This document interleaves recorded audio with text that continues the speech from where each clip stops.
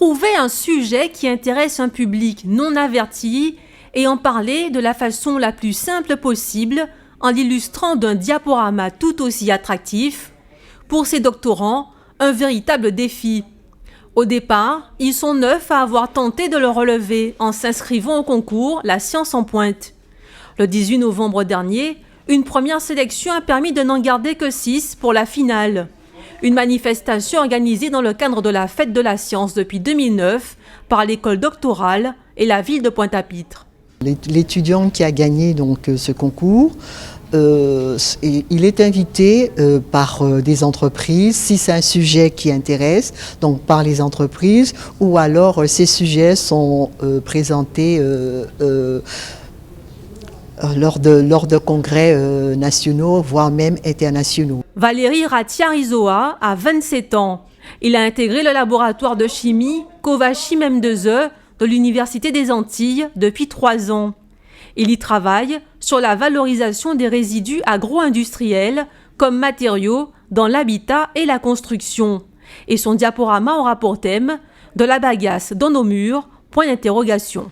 Pour la vulgarisation, déjà on a enlevé grande majorité des parties qui sont techniques. Ensuite, j'ai pris une partie de mes travaux de recherche qui est vraiment une partie qui est intéressante et que je vois que ça va beaucoup intéresser vu qu'on est en Guadeloupe, on est un pays producteur de canne à sucre et je sais aussi qu'à partir de ces produits qui est la canne à sucre, les cendres de bagasse, on peut faire beaucoup de choses et c'est ça que je vais montrer aux gens qu'on peut faire beaucoup de choses à partir de ces produits. Jennifer Tokny, elle, a 28 ans. C'est au laboratoire biologie de la mangrove qu'elle prépare son doctorat en biogéochimie depuis 2014. Son sujet pour le concours, la mangrove, une usine de dépollution.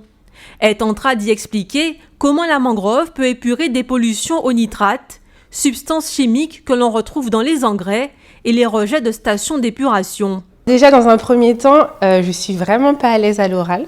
Donc, je me suis inscrite à ce concours pour m'aider à me préparer à la soutenance de thèse et à faire des exercices à l'oral.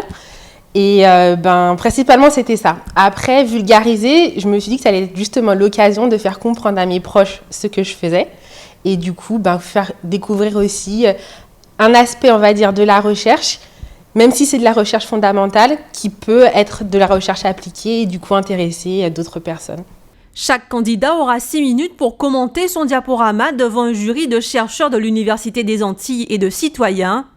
La clarté et l'originalité des présentations feront la différence.